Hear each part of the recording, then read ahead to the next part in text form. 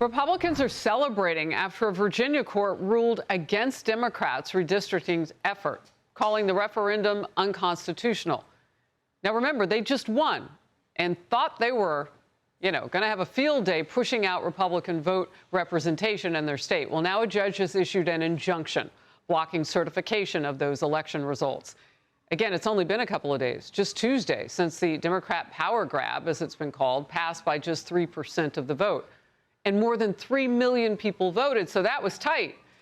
The new congressional map would give Democrats a 10-to-1 edge in the House districts, potentially netting them also an additional 2 to 4 seats in the midterm elections in the House.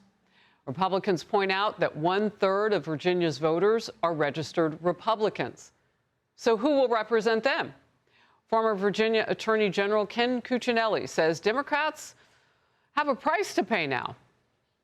They have to defend this win, and they have 4 different state constitutional violations that are all significant by themselves. And together, I don't think they can withstand it.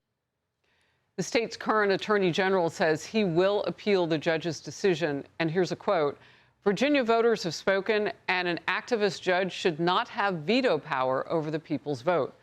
Republicans are also shifting focus to Florida now, which will hold a special session next week on a plan to redraw the congressional map. Politico with this headline: all eyes are on Ron DeSantis. Florida could make or break the GOP's redistricting edge.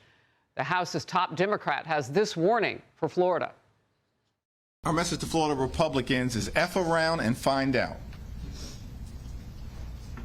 If they go down the road of a DeSantis dummy-mander, the Florida Republicans are going to find themselves in the same situation as Texas Republicans, who are on the run right now. Go ahead and make our day.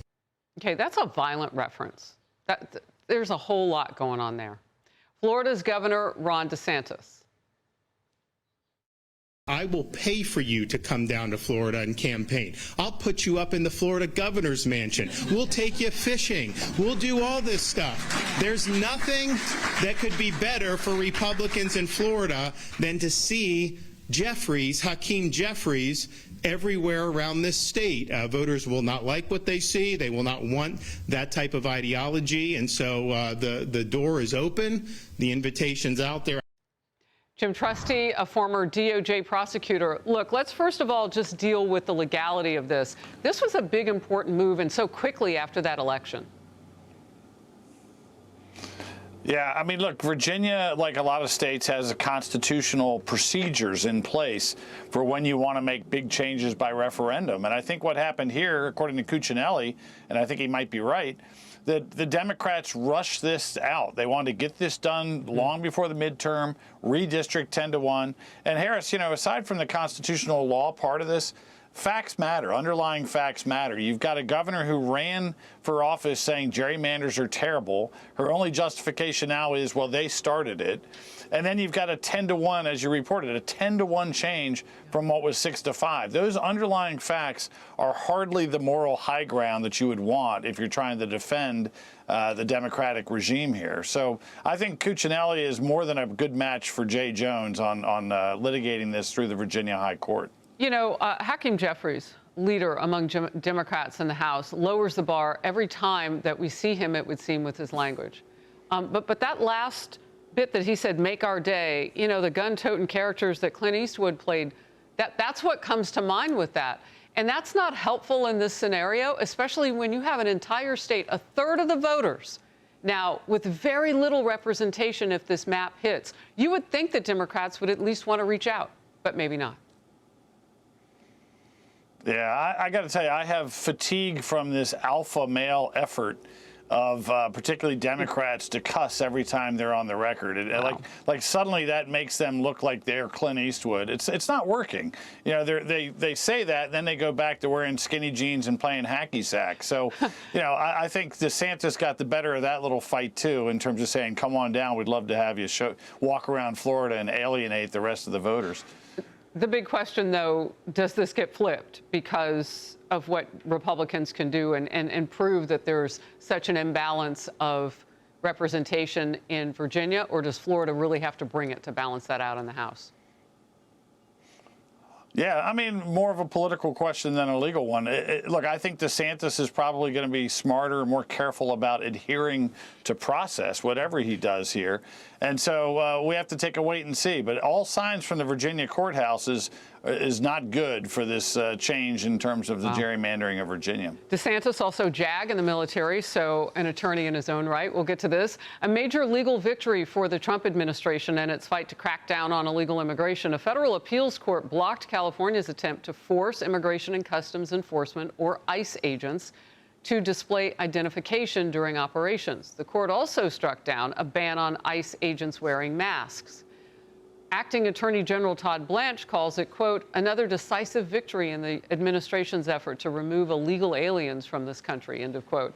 California's first Assistant U.S. Attorney, Bill Asaley, called it a huge legal victory. And former acting DHS Secretary Chad Wolf with this. Finally, a good decision for common sense and strong immigration enforcement. Break it down for us, Jim. Well, it's actually kind of an easy call. You know, there's a couple of things. First of all, the Ninth Circuit, thanks to Trump's first term, is much less predictable than it used to be. You know, it used to be a very hardcore kind of liberal outpost that got reversed more than any other circuit in the Supreme Court. Now you have a mix of conservatives that are on there, and they looked at this, and it's kind of a no-brainer. You know, federal jurisprudence or federal powers are limited overall, right? We have the states have most power, but when they're the ones that are the primaries, when they're the ones that enforce immigration law, states can't regulate them. So you had a state statute that would outlaw the use of masks by ICE agents. That's going right into their operations of federal supremacy. Supremacy clause says you can't do that, and away we go. So that's gone.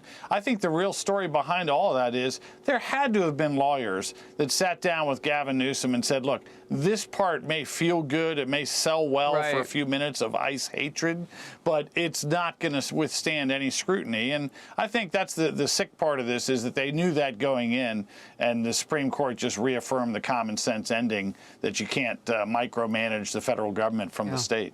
Well, if they take the House, they will pack the court. That's what many analysts are saying. So we'll watch that, too. They don't like those decisions, Democrats, but as you said, they were common sense from the high court.